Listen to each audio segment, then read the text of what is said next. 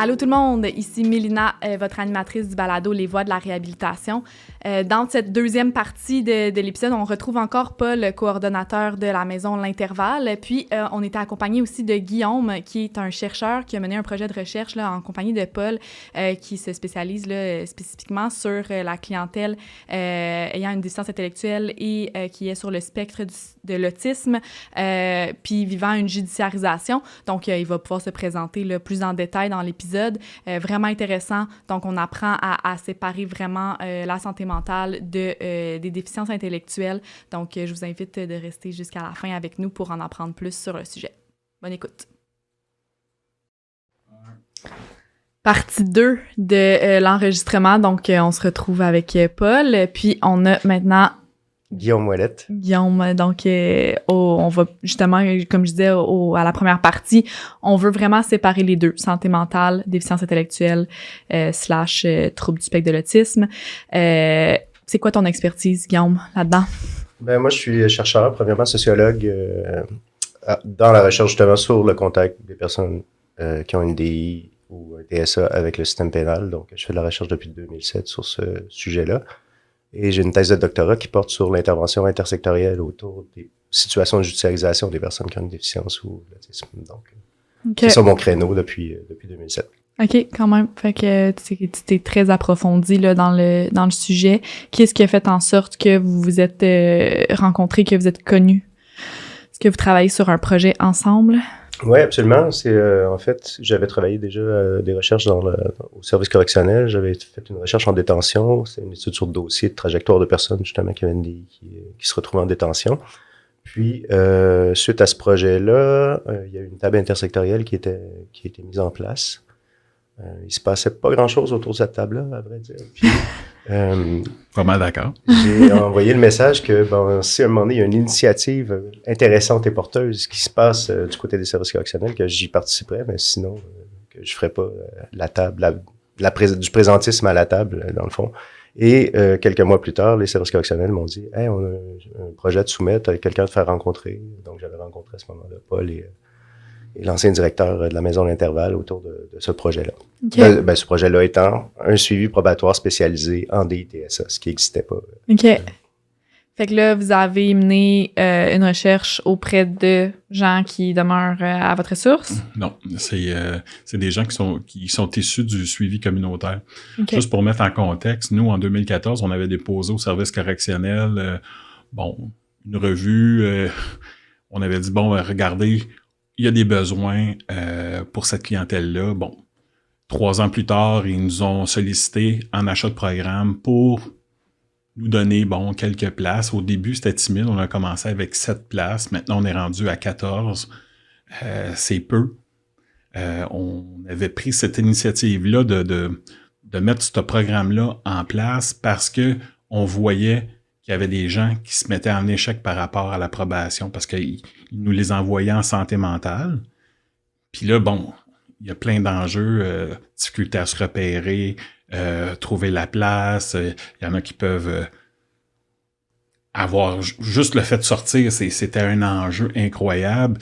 Trouver un trajet, venir à la ressource, c'est de l'inconnu, connaît pas personne. Fait que souvent, les personnes se présentaient tout simplement pas.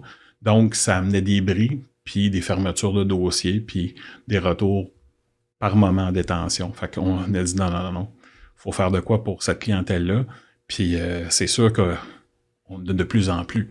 Puis les gens au suivi communautaire, ils tombent dans le caseload régulier de la santé mentale, mais pour moi, c'est 2 choses complètement différentes. Mm-hmm. Le suivi communautaire en santé mentale amène son lot de défis. Le DITSA en amène tout un autre. Mm-hmm. Puis c'est pour ça qu'on a essayé de mettre en place une stratégie de proximité, d'aller voir vers la personne, aller chez elle, aller dans des lieux publics, juste pour, premièrement, faire le pont, puis mettre des choses en place pour que ça puisse réussir leur ordonnance, tu sais. Mm-hmm. Puis on a des gens, c'est sûr, qui reviennent dans le système. Il y a des gens qui ont de la difficulté. Mais je t'avouerai que de faire un suivi spécialisé avec cette clientèle-là, ça fait juste renforcer ma position à dire qu'il y a vraiment une distinction à faire entre la santé mentale puis tout ce qui est déficience intellectuelle, TSA, puis même une partie de la déficience physique. OK. C'est une clientèle à part. Il faut qu'elle soit reconnue comme telle. Mm-hmm. Puis que les soins soient adaptés. Puis éventuellement qu'on soit pas non plus on reste dans un projet, mais que ça soit un programme, que ça soit comme ça aille de soi, qu'on n'ait pas à négocier à chaque 2 ans ou à chaque année le contrat pour dire on reconduit-tu, on reconduit pas, on augmente-tu, on n'augmente pas. Mm-hmm. Les statistiques qu'on a déposées montrent très bien qu'il y en a de la place pour facilement doubler, mm-hmm. peut-être même tripler. Puis c'est juste normal. On parlait d'étiquette tantôt.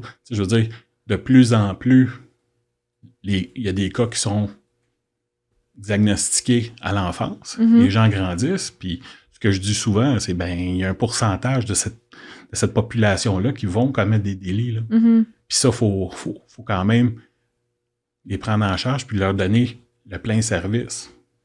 Ouais. L'étude sur dossier qu'on avait fait, justement, ça documentait les trajectoires des personnes avec leur contact avec le système pénal. Puis souvent, dans les documents, on trouvait des rapports d'évaluation à l'adolescence ou même à l'enfance. Donc, premièrement, une des choses qu'on nous disait, c'est que si les personnes se retrouvent dans la filière pénale, c'est qu'ils ne sont pas identifiés avec le diagnostic TSA ou DI. C'est qu'ils ne sont pas identifiés? L'hypothèse, c'était ça. Okay. Nous, ce qu'on a vu sur le dossier, c'était pas le cas. Ils sont identifiés. Mm-hmm. Puis quand on lit les évaluations, on voit la construction d'un criminel éventuel. Mm-hmm. C'est comme jeune fugueur, respecte pas les règles, respecte pas le couvre-feu, fugue, petit vol à l'étalage et tout. Et là, l'âge de 18 ans arrive, puis on commence à judiciariser à répétition. Mm-hmm. Au lieu d'avoir mis des services en place qui reconnaissaient leurs besoins de soutien, en fait. Mm-hmm. C'est souvent le cas. C'est pour ça que le projet m'intéressait particulièrement quand j'ai été abordé. Puis, ce qu'on fait, c'est qu'on documente pas, on suit pas les personnes dans ce projet-là. Je suis le groupe de travail, en fait, donc Paul étant l'idéateur du projet, mais se greffe aussi des personnes du service correctionnel, une spécialiste en troubles graves du comportement. Puis, on travaille en groupe de travail à définir c'est quoi cette pratique-là, puis en quoi que ça vient répondre aux besoins des personnes, puis surtout, se saisir de la période de suivi probatoire pour faire le relais vers les services de santé et services sociaux mm-hmm. aussi. Fait que ça, c'est comme l'enjeu majeur de ce projet-là, puis on travaille fort dans ce sens-là. Mm. Fait que les personnes qui arrivent chez vous ont un diagnostic ou pas encore? Ou... Pour le suivi, oui. Oui, pour le suivi, OK. Ouais. Mais dans le lot qu'on reçoit, dans les cas de santé mentale, ouais. C'est clair qu'il y en a qui ont des déficiences, mais que c'est pas nécessairement diagnostiqués, ou en tout cas, ça va l'être. Là. Ouais.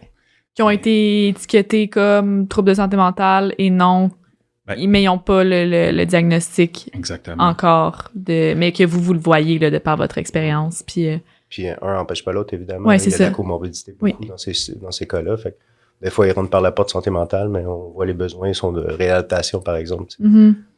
Donc, quand il y a des besoins de réadaptation plutôt que de rétablissement, c'est un bon indicateur on a affaire à qui, là. Mm-hmm. T'allais-tu dire quelque chose? J'allais dire vitement qu'il y a des enjeux d'hébergement pour cette clientèle-là. Présentement, ça n'existe pas. Il n'y en a pas. Fait que les gens, ce qu'on voit régulièrement, c'est qu'ils vont mettre en avant-plan une maladie mentale pour qu'il y ait accès à des ressources en santé mentale. Mais on sait très bien que la majeure, c'est la déficience intellectuelle. Tu sais, j'en ai eu des dossiers comme ça en ressources. Puis là, tu fais comme, la personne est vulnérable, puis elle se retrouve avec des gens qui vont peut-être profiter d'elle, tu sais, tout ça. Fait qu'il faut l'outiller. Fait qu'on essaye tant que ça peut se faire. Mais il n'y a pas d'hébergement pour cette clientèle-là. Tu sais, puis... tu sais, on parlait de stigmatisation. Les gens qui ont une déficience intellectuelle, c'est pas juste avoir une trisomie 21 puis faire des imitations d'Elvis, là. C'est pas ça, là. Tu sais, il y a des gens qui... Quand je pourrais dire ça, il y a des gens... Il y a des gens qui sont comme pas nécessairement aimables parce qu'ils vont faire des crimes pas trop le fun, ils vont être caractériels, ça va être répété, mais en même temps, ils n'ont pas eu de service. Mm-hmm. Puis les CRDI, ils font leur possible, mais avec les critères qu'ils ont présentement, ils peuvent pas les inclure dans leur programme. Ils cotent pas. Fait qu'ils se retrouvent par moment à la rue. Ouais, c'est une clientèle, c'est ça, qui est refoulée à la rue souvent ou dans la précarité parce que, justement, dans les services sociaux, il faut que tu sois volontaire. Fait que si la personne est un peu réfractaire au service ou veut pas trop, elle va être repoussée. Puis, il y a un intervenant qui disait à propos des personnes qui ont des déficiences, entre autres, que malheureusement, ce sont pas tous des petits soleils d'amour. Ouais. Donc, c'est un peu ça qui était dit. Puis, ben, pour ceux qui ont des profils un peu plus, délinquants ou plus difficiles, qui ont des comportements antisociaux, ben, il n'y a pas de service. Aucun service. Fait que c'est ça qui est intéressant de voir, de les attraper à partir de l'approbation, même si c'est au bout d'un épisode de judiciarisation. On s'entend qu'on est quand même en prévention aussi du prochain épisode de judiciarisation. Fait que ça, c'est original de ce projet-là qui vise la déjudiciarisation de façon ouverte là, pour cette population-là. C'est ça qu'on vise, puis on vise un relais vers la filière de santé et services sociaux, en fait. OK. Puis là, on parle justement d'une clientèle qui se retrouve souvent à la rue, en précarité, etc. Souvent, en plus, il y a beaucoup de consommation là, quand on est en situation d'itinérance.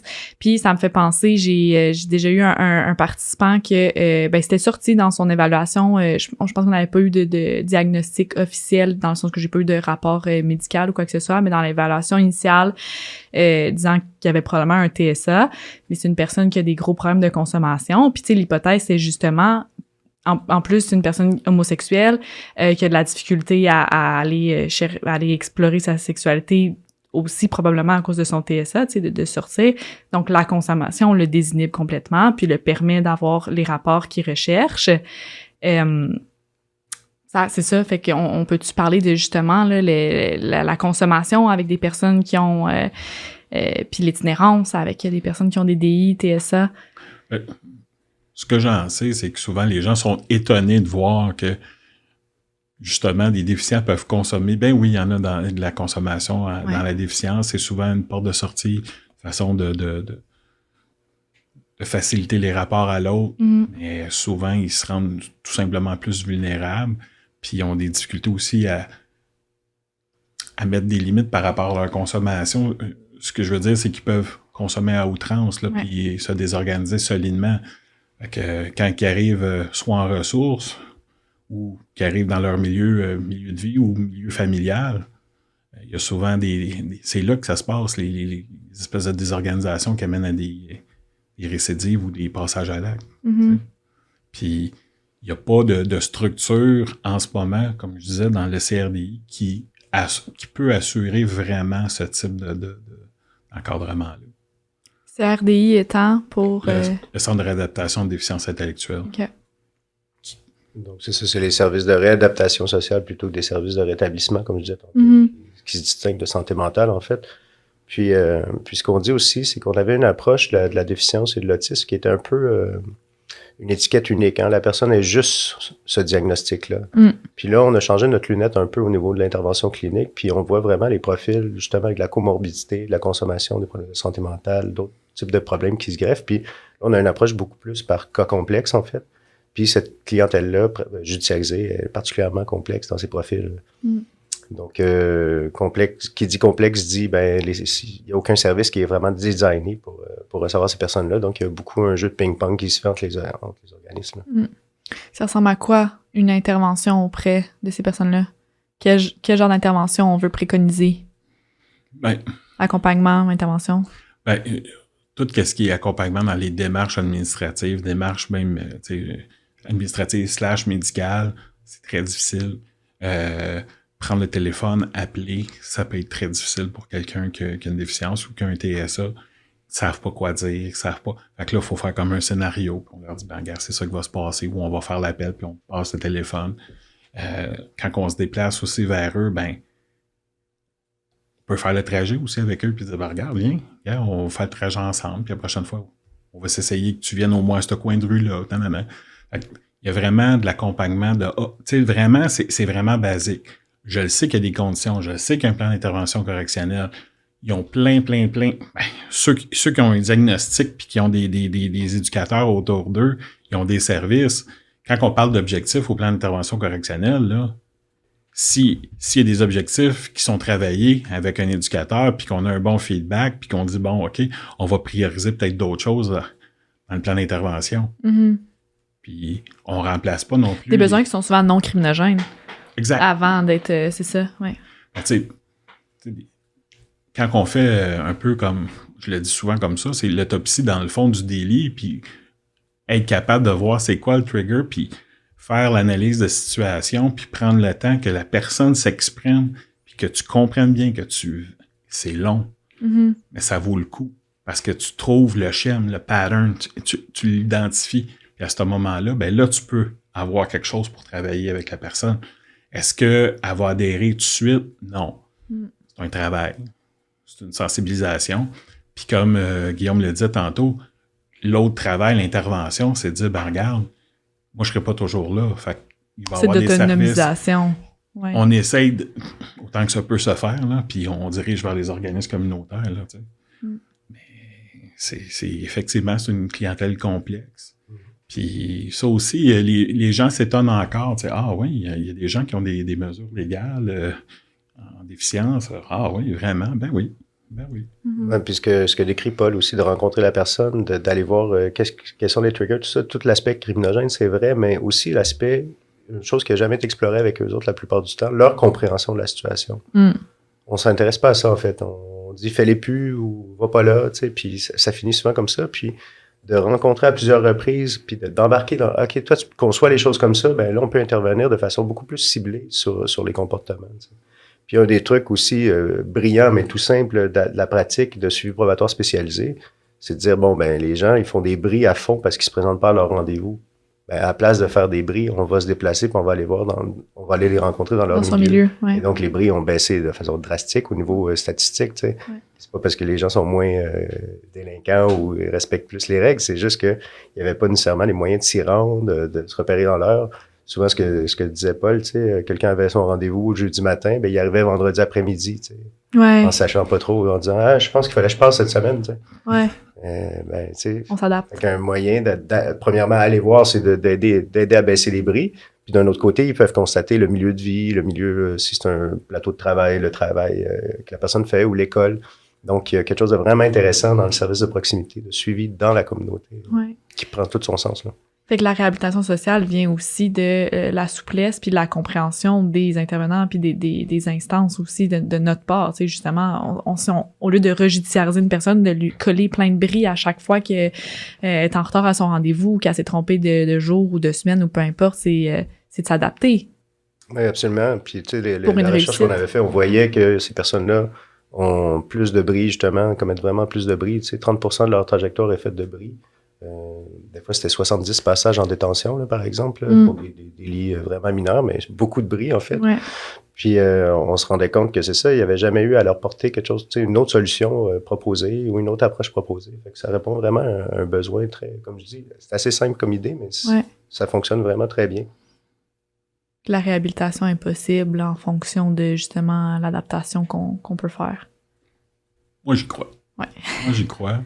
Je suis convaincu, il y a des gens, je t'avouerai que je rencontre, puis je suis encore étonné de voir qu'on leur a jamais vraiment parlé comme adulte, puis d'une façon de dire, regarde, qu'est-ce qui va pas? Qu'est-ce qui fait en sorte que... Puis les gens sont comme surpris de nos questionnements, puis de l'intérêt qu'on leur porte, parce qu'on veut pas qu'ils récidivent, on veut pas qu'ils retournent en détention, c'est pas une place pour eux. On en convient, mais qu'est-ce que tu vas faire pour pas y retourner? Et ça, c'est un problème. Fait qu'on y travaille pour dire, gars, quand t'es de même, gars, prends tes moyens, ça marchera pas. Ouais. Puis j'ai le goût de dire, avec ces personnes-là, on l'a essayé, la judiciarisation à répétition. Ça fonctionne pas. Il y a pas d'effet. On a des conclusions de notre enquête de 2007, là, c'était vraiment ça. Il n'y a pas d'effet dissuasif, la détention. C'est très abstrait pour les personnes. Les raisons pour lesquelles ils se retrouvent avec une peine, en fait, ils se rappellent même plus de l'événement de départ. Ils confondent.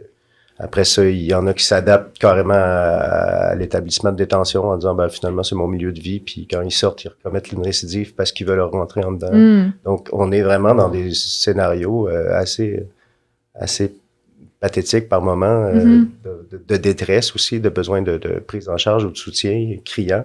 qui sont pas répondus. Donc, j'ai le goût de dire, on l'a exploré, l'avenue de la judiciarisation puis de la conscientisation. À un moment donné, on a dit de ces personnes-là qui ont un handicap intellectuel de naissance, il y a une limite à l'autonomisation, puis à dire, bon, ben, moi, j'ai lu un rapport de psychiatre qui disait, bon, ben, le détenu peut pas accéder au programme en détention parce qu'il a une déficience intellectuelle, mais il devrait prendre le temps dans sa cellule pour penser à ce qu'il a fait. Donc, ça, on dit ça, on n'aide pas du tout. C'est un psychiatre qui a dit ça? Okay. Ouais. Donc, c'est ça. On l'a vu, cette voie-là. Fait est-ce qu'on peut essayer de faire autre chose avec des services de soutien qui se mettent en place réellement parce que ces gens-là ont des droits, en fait. Puis le droit à avoir un soutien quand on est en situation de handicap, c'en est un. Ils sont souvent lésés de ce côté-là. Mm-hmm. Puis, on vise souvent l'égalité. Moi, je vise l'équité. Je vais te donner le plus d'outils que tu vas pouvoir comprendre pour vraiment les utiliser. Parce que si je te donne des outils comme ça, puis je te dis, ben, gars, lui, il l'a, puis toi, t'en as, fait que tu devrais être correct, ça marche pas. Non, c'est cas par cas. Du cas par cas. Très individualisé. Ouais. Puis, il faut prendre le temps. Je te le dis, c'est long, là. Ouais. C'est pas tout le temps facile, c'est pas tout le temps évident. Puis, comme on disait, on parlait de comorbidité. Au début, on pensait que, tu sais, les intervenants pensaient, bon, ben, écoute, on a une déficience, fait que je vais travailler à la déficience. Mais quand tu vois que, bon, le trouble de personnalité limite ressort, là, tu fais comme, ben, voyons donc, ça se peut-tu, ça? Ben oui, ça se peut. Mm-hmm. Ça se peut. Elle a très bien compris. Oui, elle a très bien compris. Dans la mesure de sa compréhension, elle a très bien compris. Fait qu'elle continue à venir te chercher, là. Mais dans tous les cas, à quel point ça se travaille? Tu sais, on va travailler sa déficience, à quel point ça se travaille? Ben, la déficience, moi, je pense qu'il faut comme l'outiller pour la rendre viable. Oui, c'est ça. Ben, dans le fond, tu sais, c'est dire, regarde, tu veux faire partie intégrante de la société, les gens veulent que tu fasses partie, ben, gars, il va falloir que tu aies ton bagage, là, tu sais. Mm-hmm. Puis, ton bagage, on va l'adapter à ta réalité. Ouais. On n'ira pas, tu sais, on va l'outiller en conséquence, puis ça va être des outils qui vont être parlants pour la personne. Mm-hmm. Si tu donnes des grands concepts, ben la personne, elle va te regarder, elle va faire comme, OK, oui, puis elle va recommencer. Puis là, tu vas dire, ben je te lisais la semaine passée. Mais non. Mais je pense que c'est la compréhension de soi aussi, tu sais, plutôt beaucoup, comme tu as dit, c'est ça. C'est ce que j'allais dire, tu sais, je pense que ça n'a jamais été exploré avec eux, se comprendre ses limites, comprendre, là, sur ce coup-là, ben ça, toi, tu l'as pas, l'organisation au niveau administratif, par exemple. Ça, c'est ta limite, tu sais, mais à ce moment-là, tu va chercher de l'aide plutôt que de déchirer les enveloppes ou de pas répondre quand tu reçois quelque chose par la poste puis tu comprends pas de quoi il est question, tu sais. Mais c'est des personnes qui n'ont pas été accompagnées pour se comprendre, justement. Après ça, comment tu veux t'orienter autrement que un peu en bricolant des situations un peu riches, là. Puis c'est là qu'ils se mettent dans le trouble souvent, là. C'est ça. Fait que c'est que ça se travaille pas dans le sens qu'il y a pas de cure, là, je veux dire. On n'est pas dans le rétablissement, on est dans la réadaptation. Exactement. Fait que c'est d'aider la personne à se comprendre elle-même, puis justement de développer peut-être des réflexes pour quand tu comprends comment t'es, quand tu comprends où ta limite, qu'est-ce que tu peux faire pour t'aider, où est-ce que tu vas chercher de l'aide, à quel moment tu vas en chercher, etc. Exact. Oui, je te voyais noter, t'avais-tu quelque chose sur lequel tu voulais rebondir? Non, je descends les points à mesure, pas mal. OK, super. Puis, fait que là, on parlait d'intervention dans votre ressource. Fait que là, c'est accompagnement en communauté, là, de ce que je comprends. Comment est-ce que vous au niveau légal, vous séparez ça? Tantôt, on parlait de non criminellement reconnus responsables. Est-ce que c'est des choses qui existent quand c'est des personnes qui ont des déficiences intellectuelles ou qui sont sur le spectre de l'autisme? Ben, les gens qu'on suit sont criminellement responsables. OK. La question de la responsabilité criminelle, moi, des fois, je la soulève. On se pose des questions par rapport à ça. Je sais pas si c'est la façon que la loi est faite où les médecins, évaluateurs, psychiatres veulent pas trop se mouiller. Mais pour ma part, il y a des situations que je comprends pas que la personne ait été criminellement responsable. Okay. Puis encore là, on revient encore à l'équité. Est-ce que tu pouvais comprendre vraiment c'était quoi la nuance, la subtilité qui te permettait pas de faire ce que tu as fait? Puis ça, c'est pas sûr. Ça, moi, je l'ai vu souvent dans le cadre de d'autres dossiers aussi, là, qu'on suit. La commission d'examen des troubles mentaux aussi, on suit là. Puis je trouve que l'article 16 sur la responsabilité criminelle, il est appliqué un peu légalement, en fait, on aurait de la marge pour ces personnes-là. On pourrait soulever la question de la responsabilité criminelle, mais souvent, ce qui arrive, c'est que l'application des critères de distinction entre le bien et le mal, tout ça, c'est contact avec la réalité. C'est juste une vision. La personne est en psychose, oui ou non, en fait. C'est plus ça, l'évaluation qui se fait. Puis ça, c'est une erreur avec ces personnes-là. Il faudrait défocuser sur l'idée de l'état de psychose. Ils sont pas en psychose. Après ça, est-ce qu'ils sont capables de faire la différence entre le bien et le mal? En déficience, notamment, ils sont dans désirabilité sociale. Ils vont dire oui, je faisais la distinction entre le bien et le mal. Puis ils vont dire même chose si on remonte à l'aptitude à subir son procès. Ils vont dire oui, je comprends de quoi il s'agit.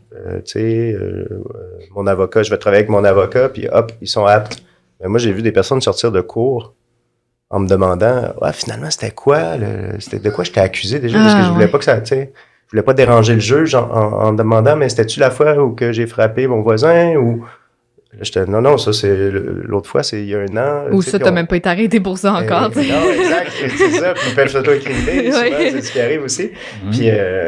Puis fait que c'est troublant de voir. Moi, j'en ai vu des cas clairement, la personne est inapte à subir son procès. Ouais. Mais comme on dit, elle est pas en psychose, puis elle est capable de communiquer, on l'envoie pas à Pinel se faire médicamenter pour qu'elle revienne apte. Fait que la logique s'enraye avec ces personnes-là. On est sur un autre paradigme. Ouais. Paul parle souvent il faudrait avoir l'équivalent d'une ligne psycholégale, mais de réadaptation. C'est une voie vraiment intéressante pour ces personnes-là. Il y a quelque chose qu'on n'a pas abouti, en fait, dans notre système. Mais c'est ce que j'allais demander. Est-ce qu'il y a des accompagnements, justement, en cours pour des personnes comme ça? Est-ce qu'il y a moyen qu'ils soient accompagnés, guidés préalablement, tu sais, pré-sententiel, avant de se présenter, qu'on mette au clair avec... Ou même, tu sais, l'avocat de la défense, il peut pas... Est-ce qu'il est conscient? Ils ont-tu eux-mêmes une éducation à ce niveau-là? Explique à ton client qu'est-ce qui se passe, tu sais. On est souvent dans des délits mineurs. Ouais. Puis dans du traitement au volume à la cour municipale, notamment. Ouais. Ces questions-là sont pas considérées. Des fois, j'accompagne un intervenant qui suit des gens qui ont un profil itinérance déficience.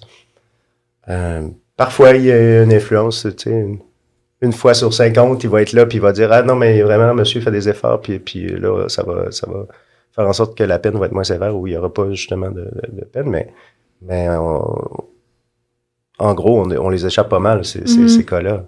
Par les cas d'homicide, où là, ça va être criant, tu sais, puis on est dans autre chose, mais c'est pas ça le petit quotidien. On le sait, c'est pas ça qui remplit nos prisons. Là. Non, c'est ça. Ouais, mais ça me fait penser à quelque chose qu'on s'était discuté avant, là, il y a 2 semaines, quand on se parlait. Puis là, je fais un parallèle avec ce que tu dis des délits mineurs. Tu parlais une personne qui fait du harcèlement, mais qui ne sait pas que c'est du harcèlement. Elle trouve une personne cute dans la rue, elle la suit. Oui. Ben, parle-nous-en. C'est arrivé à plusieurs reprises. Tu sais, les conventions sociales, c'est difficile. Mettons, on parle d'un TSA, c'est difficile, les conventions sociales. Fait que la personne est dans la bulle de l'autre, elle suit. Il y a un homme qui te suit, toi, l'hiver, il est 6 heures, il fait pas mal sombre, il te suit jusqu'à ta porte. Ça se peut que tu fasses comme, je vais appeler le 911, puis ça presse. Ouais. C'est normal. Ouais. C'est complètement malhabile. Est-ce qu'il a fait quelque chose de grave? Non. Est-ce que c'est acceptable? Non plus. Est-ce que c'est inacceptable? Non plus. Tu sais, c'est limite. Mais on va judiciariser. Là, la personne va s'exprimer devant les policiers. Là, OK, on l'embarque, là, ou on lui donne une sommation comparaître. Là, il comprend pas la sommation. Fait que là, il se présente pas en cours. Parce qu'il dit, moi, j'ai rien fait. Il sait pas, c'est ça. Il reste stické là-dessus, tu sais. Fait que... moi, je te dirais même en amont, je pense qu'avec les policiers, tu sais, on a des traducteurs pour les gens qui ont un langage particulier. Ben, je pense qu'on devrait avoir des traducteurs pour les gens comme une déficience ou un TSA quand ils arrivent.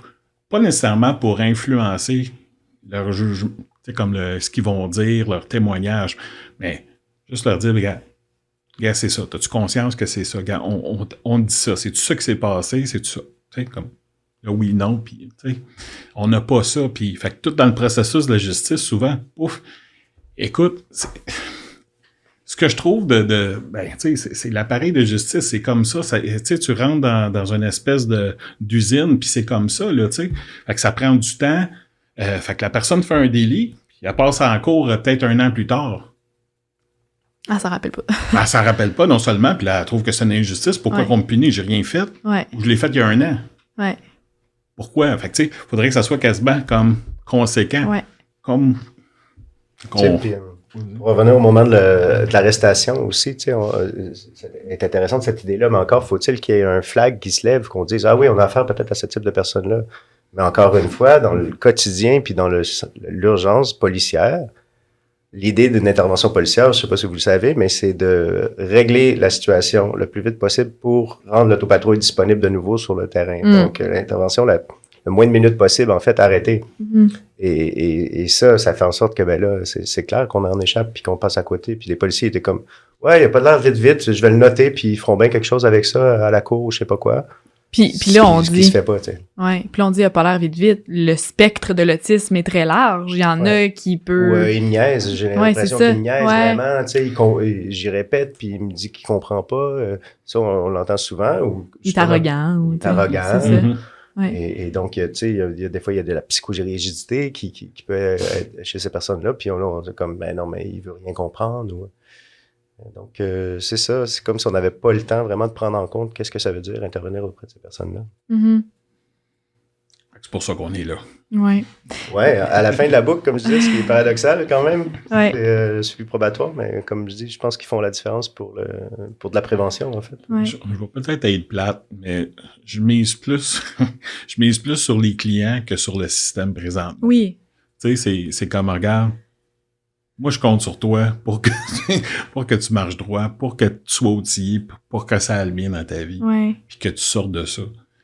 Parce que, tu sais, si on veut changer le système, on peut pas, là. Dans l'immédiat, comme ça, là, en claquement des doigts, ça se fait pas, là. Fait qu'il faut vraiment miser sur la personne, puis c'est des choses que, étonnamment, moi, je suis toujours étonné de ça, mais ça n'a jamais vraiment été abordé, ou on m'a jamais parlé de ça, ou on m'a jamais parlé comme ça.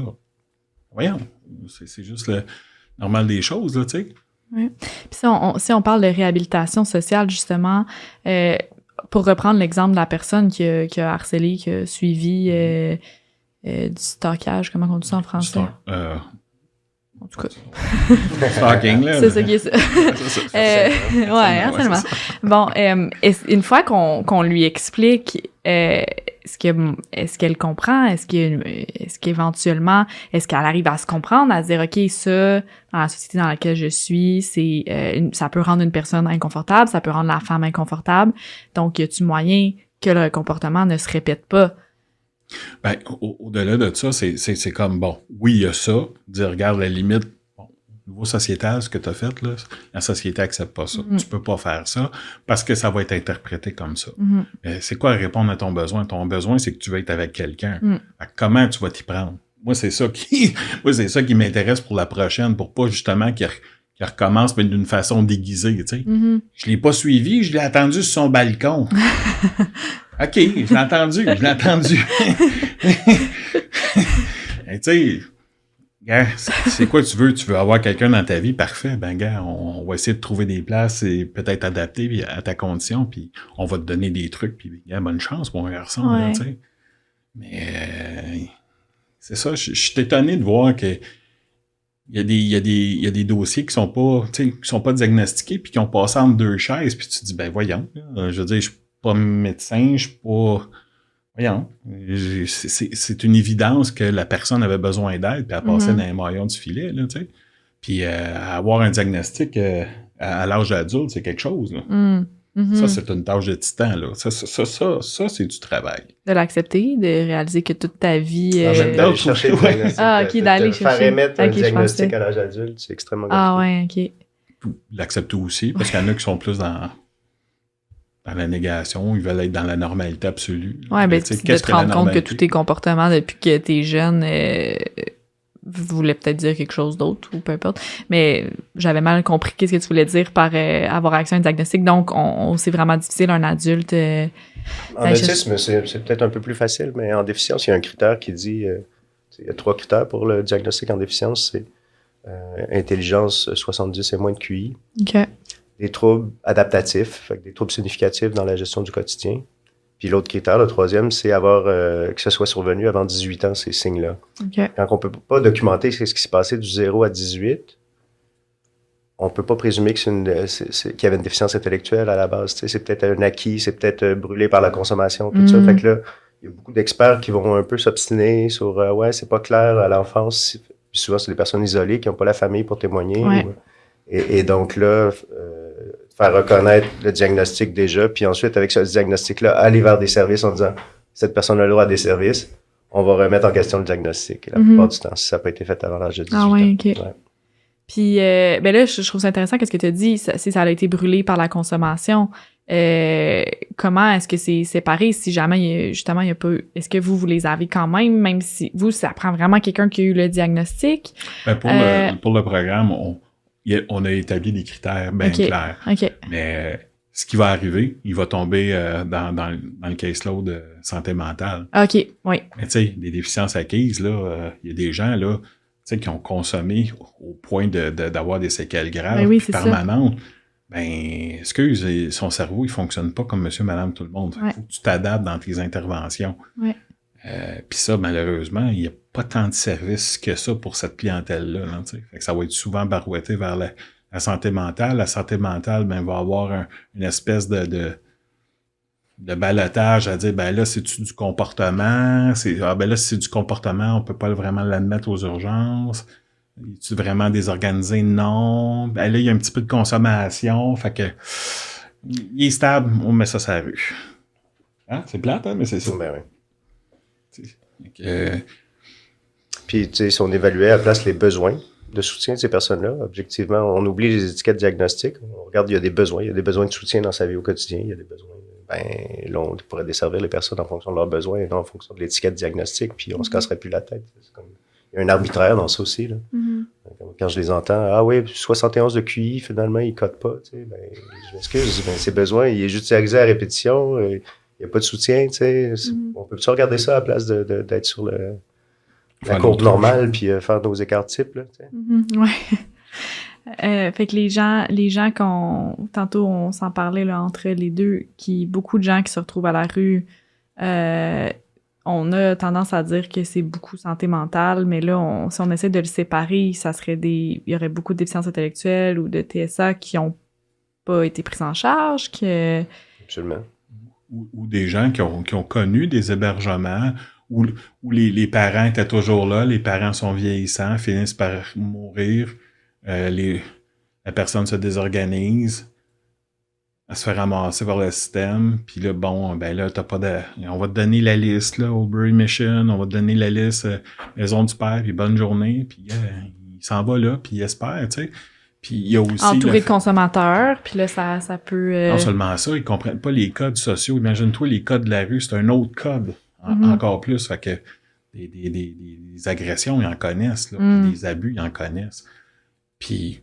Là, ils vont être initiés à la consommation, ils sont vulnérables. Bon, OK, on va essayer ça. Ah, c'est le fun, ça. Okay, je vais revenir là-dedans. Fait que, ben là, pas d'argent. Ah, ben là, quand je prends de la consommation, ben je peux aller au sauna. Fait que là, je vais au sauna. Fait que là, je fais de la prostitution, puis on repart, puis on reste pogné dans ce cycle-là. Puis là, on dit, ben, il a frappé, mettons, à m'emmener un client, whatever, tu sais. Fait que là, il est judiciarisé pour ça. Mais... à l'origine, ce client-là, il avait-tu d'affaires, cet usager-là, il avait-tu d'affaires à être sur la rue, tu sais? Ouais. Mon questionnement, c'est pourquoi? Tu sais, puis c'est non. Puis il rentre pas. On parle de la rue, mais j'ai vu les abus en détention aussi, puis à prendre des comportements qui sont complètement inadéquats. La personne finit par sortir, elle est placée dans une ressource, puis là, ben, elle fait des sévices sexuels sur les autres usagers qui sont sur place, par exemple, parce que en détention, c'est comme ça que ça se passe, puis... il n'y a pas grand-chose. Il n'y a pas de conséquences comme telles. Ouais. Ben non, c'est ça. C'est comme, ben oui, OK, on peut faire ça, donc ça devient une possibilité, tu sais. Ouais. Parlons-en, donc, de la stigmatisation en détention. Comment ils sont traités, tant par les agents de services correctionnels que par les co-détenus.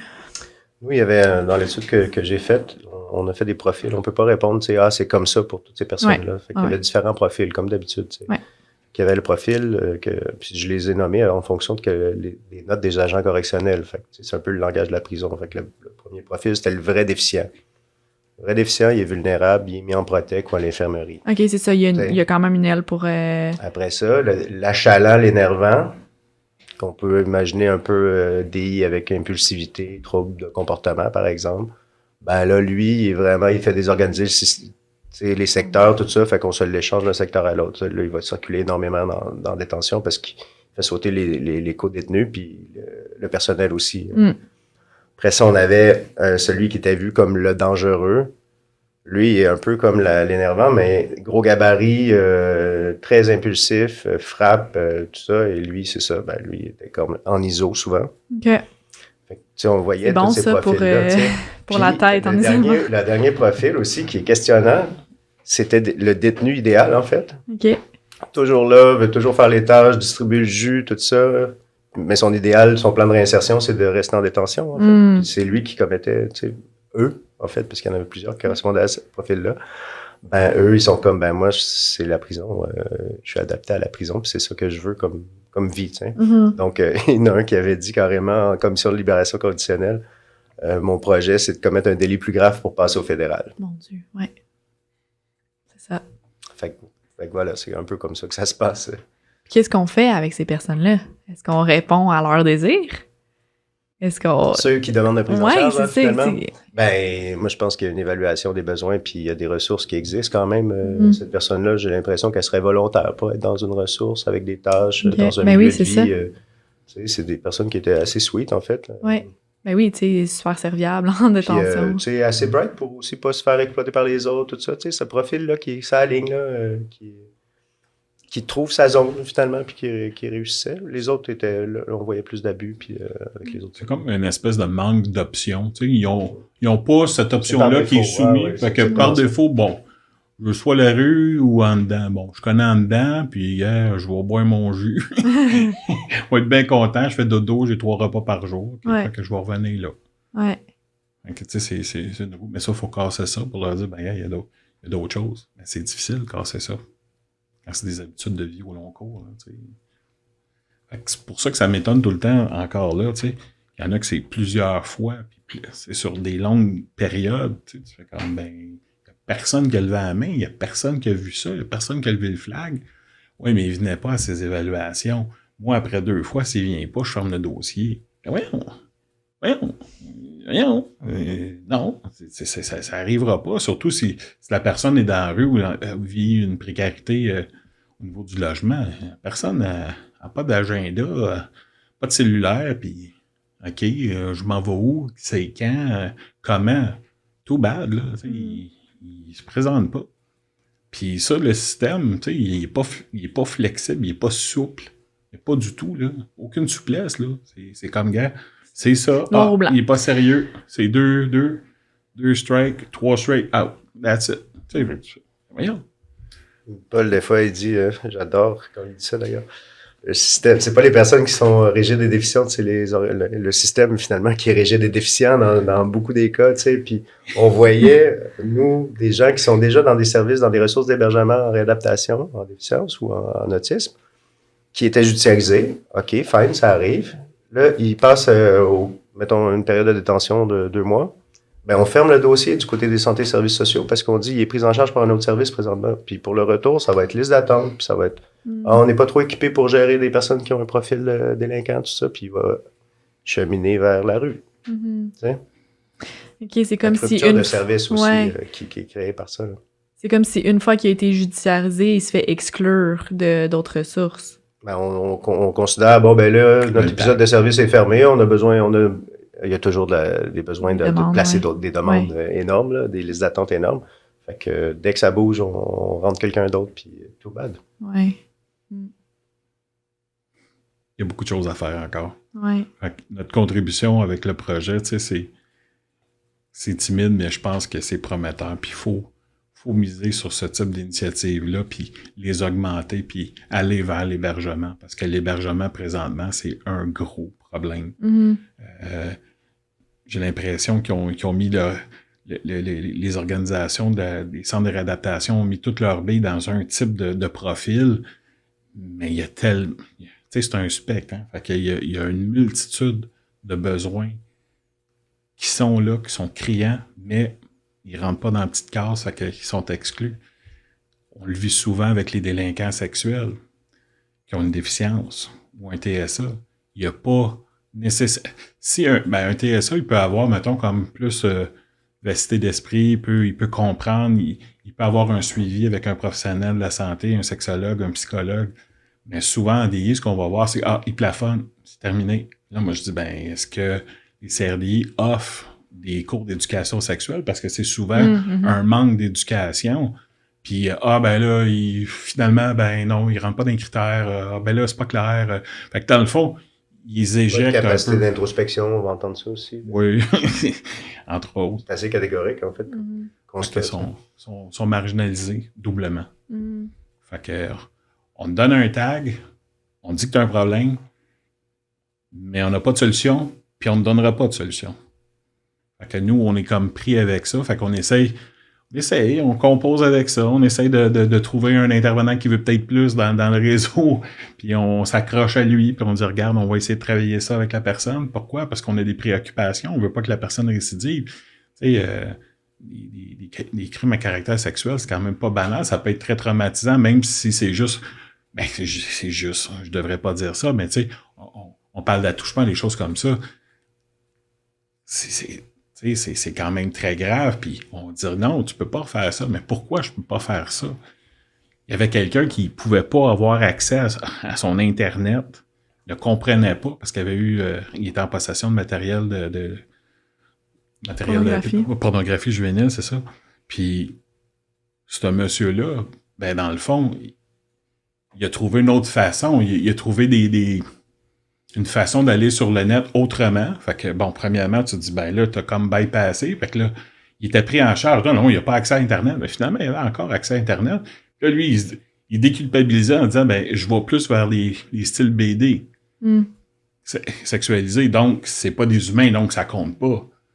Mais sauf que l'idée est toujours là. On dit, wow, on va t'aider là-dedans, là, canaliser tes pulsions, mon homme. Parce qu'il n'y en a pas de service pour ces gens-là. Puis comment ça se travaille, ça? Comment ça se travaille? Premièrement, c'est un peu ce que je disais tantôt.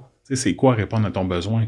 Je pense que tout le monde a besoin de vivre sa sexualité, puis se doit de l'exprimer comme adéquatement, puis au bon endroit. Ouais. À la station de métro, à 5 heures le soir, c'est pas winner, hein? Non. C'est pas winner. Oui, puis là, en plus, tu dis de pornographie juvénile, là, en plus, quand ça implique des mineurs, j'imagine qu'il faut une éducation aussi sur ça. Mais tu sais, ça, c'est quelque chose que j'avais déjà entendu, c'est qu'en plus, dans des DI ou un TSA, c'est difficile d'interagir avec des personnes de notre âge. Fait que souvent, on va aller vers des personnes plus jeunes, on s'entend mieux avec les enfants, on s'entend mieux avec les gens qui ont une certaine vulnérabilité. Même si c'est socialement complètement inacceptable, c'est quand même quelque chose d'explicable. Tu sais, si la personne a de la misère à interagir avec un adulte puis de parler de choses qu'elle comprend pas au final, c'est sûr qu'elle va se revirer vers quelqu'un de plus jeune qu'elle. C'est clair. Ça parce vient... qu'il y a encore là, on revient à faire connaître les limites à la place de mettre le couvercle. Puis, à un moment où le papa dit « on parle pas de ça, on parle pas de ça. » Il y a des gens que j'ai vu ça, qui ont connu ça. Là, c'est que non, tu parles pas de ça, arrête. Ouais. Fait que la personne, à un moment donné, mais la pulsion, à un moment donné, est trop forte. Là, puis bon, il y a un débordement, puis il arrive, qu'est-ce qui arrive? Ouais. C'est pour ça, revenir tout le temps. Hein, regarde, on va vous parler. Vous êtes parlable. Des choses à faire. Ouais. C'est quoi ton besoin? C'est que tu t'en vas. Pourquoi tu peux pas faire ça? Vas-y. On parle de délits sexuels, c'est sûr.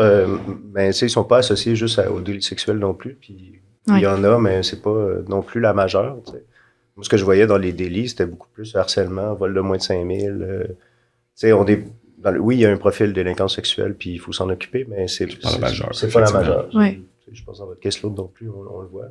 Ce que je trouvais intéressant aussi de la démarche avec le projet, là, de cette pratique-là, c'est que oui, Paul, il va travailler avec l'intervalle, avec la personne, mais tu sais, il va mobiliser un réseau autour de la personne aussi, tu sais. Puis c'est beaucoup de démarchage, puis ça fait des années qu'il cogne à la porte de certains services. Il y a du roulement de personnel, des intervenants qui veulent, OK, là, on embarque pour lui, nanana. Puis là, dans les derniers mois, ça débloque un peu. Là, il y a comme un pont qui va se faire. Puis l'important dans ce dossier-là, c'est une coordination intersectorielle. Parce que la date de lever des mesures, elle va arriver éventuellement. Puis si on n'a rien mis en place, on le sait ce qui va arriver. Eux, ils tiennent le fort pendant un temps, mais on a besoin de soutien beaucoup plus que ça, en fait, avec ces personnes-là. Effectivement. Il faut s'arrimer avec les services qui existent déjà, puis qu'il y ait vraiment un partenariat. Parce que c'était pas un mandat qu'on s'était donné, mais c'était comme une visée qu'on avait, tu sais, de dire, on va essayer de faire des corridors de service. Il allait.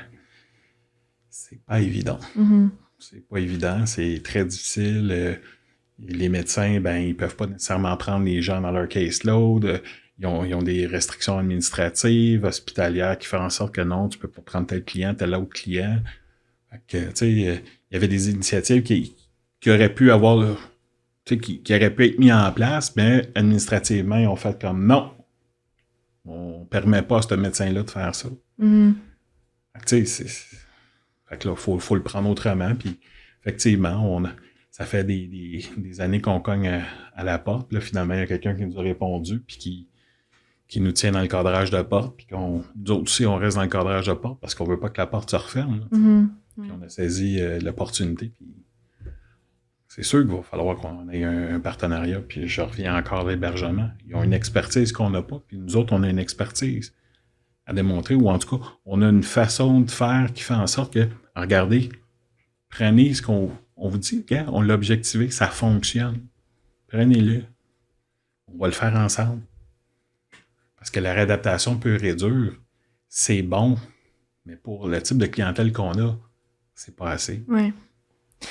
Puis est-ce que vous, une fois que la personne a terminé sa probation, ou même pendant la probation, peu importe, si on enlève l'aspect judiciarisation, est-ce qu'on réfère aussi dans des centres de jour pour personnes autistes ou peu importe? Il y en existe quand même plusieurs, même dans différentes régions. Là, on parle principalement de Montréal, mais même pour rencontrer quelqu'un, là, tantôt on parlait justement de vivre sa sexualité, ses besoins.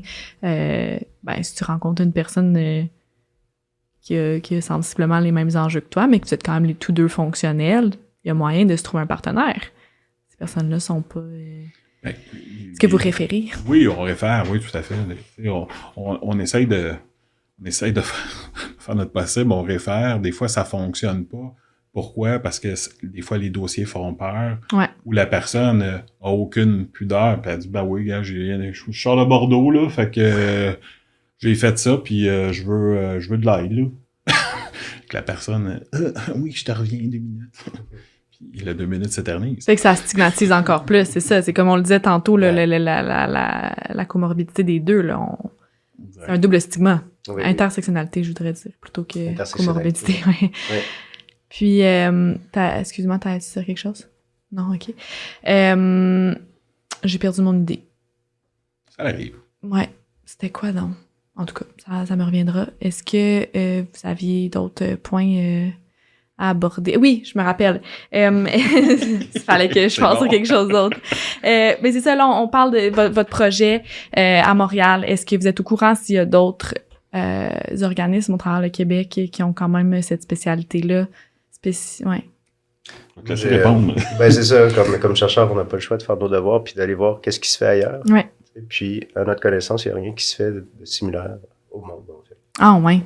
OK. Des initiatives un peu similaires en Australie, mais pas tout à fait pareil. Mais le suivi, vraiment, cette idée de suivi communautaire pendant la période de probation avec évaluation des besoins puis relais vers les bons services, c'est unique. Ah, ouais. Puis on pense qu'on tient vraiment quelque chose, puis c'est pour ça, comme là, on entre dans la phase là, où on fait une année là, où on va présenter cette pratique-là, puis on va aller dire, il faut pérenniser, tu sais, ça serait à l'avantage de tout le monde de pérenniser, d'en faire un programme officiel qui est financé, puis après ça, de le généraliser dans la province, puis après ça, pourquoi pas interpeller le fédéral qui ont les mêmes enjeux. Donc, tu sais, qu'il y ait vraiment un travail avec ces personnes-là de préparation à la sortie, puis de suivi dans la communauté qui se met en place, avec une reconnaissance de la problématique qu'elle existe. On n'est pas dans une masse critique comme en santé mentale, où là, on a un volume énorme de personnes, tu sais, de milliers de personnes à Montréal. Là, on parle plus de quelques centaines de personnes à Montréal. Mais quand même, ça peut changer. Qui ont besoin. Tu sais, qui passent 85 fois en détention, qui passent en cours, donc tout ça. Qui engorgent. Qui engorgent. C'est comme une surreprésentation. Pour ça, tu sais. Ouais. Qui n'arrivent pas à faire leur vie sociale parce qu'elle est tout le temps brisée, tu sais, morcelée. Déjà, d'aider ces personnes-là dans un suivi de ce type-là, ça aide tout le monde. Là. Oui, c'est vraiment intéressant. Je suis vraiment surprise, là, en fait, que vous êtes seul au monde. C'est assez incroyable. Puis là, j'ai comme en même temps, je me dis, tu sais, s'il y avait plus d'initiatives comme ça ailleurs, on dirait que j'ai toujours...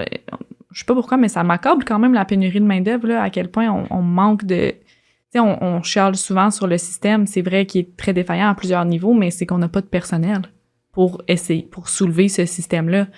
Est-ce que c'est quelque chose d'inquiétant? Si on veut mettre ce projet-là sur place, ça prend des gens qui ont une expertise, ça prend des gens qui ont une expérience. Moi, je pense comment les trouver? Oui, effectivement. Ça, tu sais, je veux dire, la pénurie de main-d'œuvre, on l'entend, on le voit dans tous les secteurs. C'est sûr que ça nous touche aussi, ça nous affecte. Moi, je pense que c'est d'aller chercher des gens qui veulent vraiment être impliqués, tu sais. Dans les universités, pour entendre ça souvent, là, parler de vocation, là. Le côté vocationnel d'un travail, ça a un sens. C'est pas genre, OK, je vais devenir éducatrice spécialisée, ben parfait, je m'en vais au centre jeunesse. Puis que c'est comme la seule voie de sortie.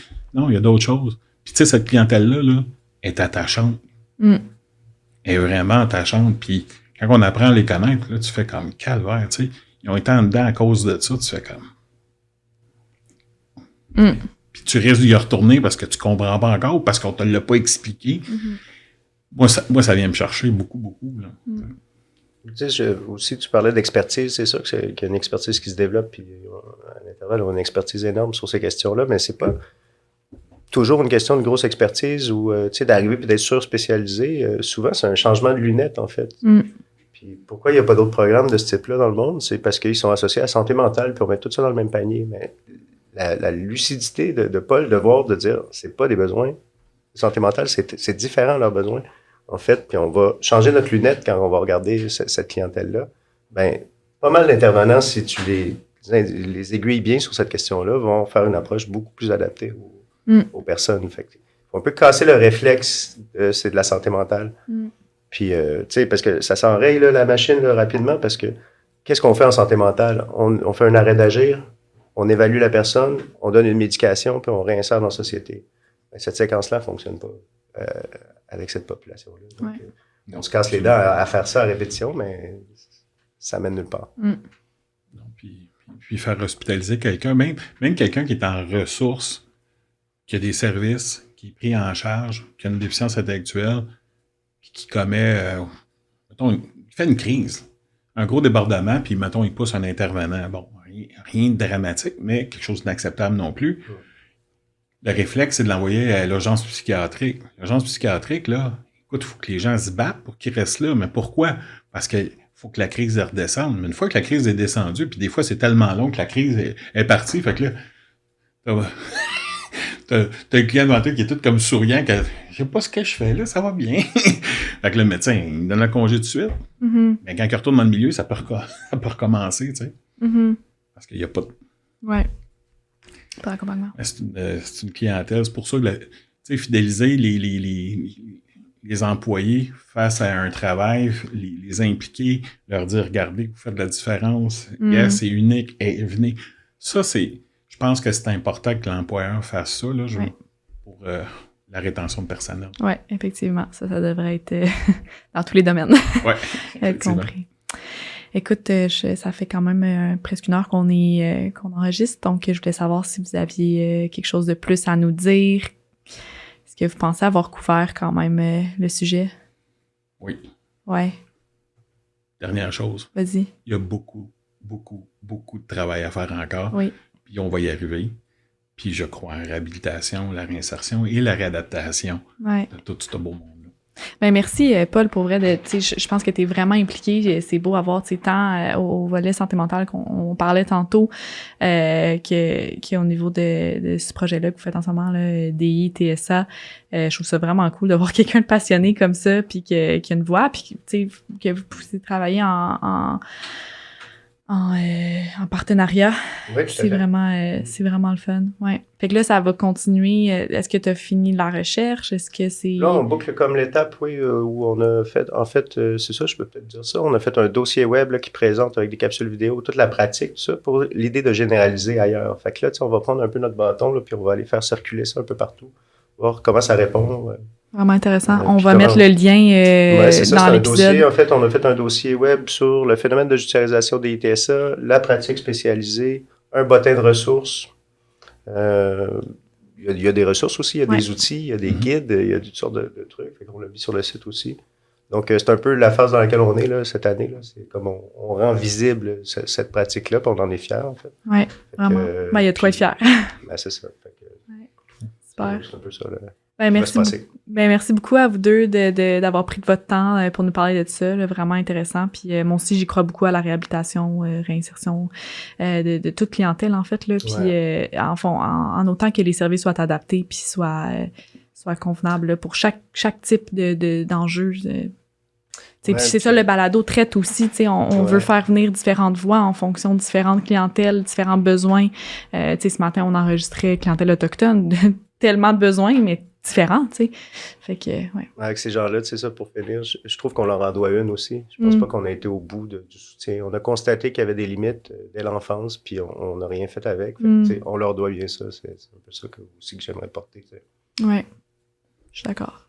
Bon mot de sagesse à la fin. Merci beaucoup. Merci.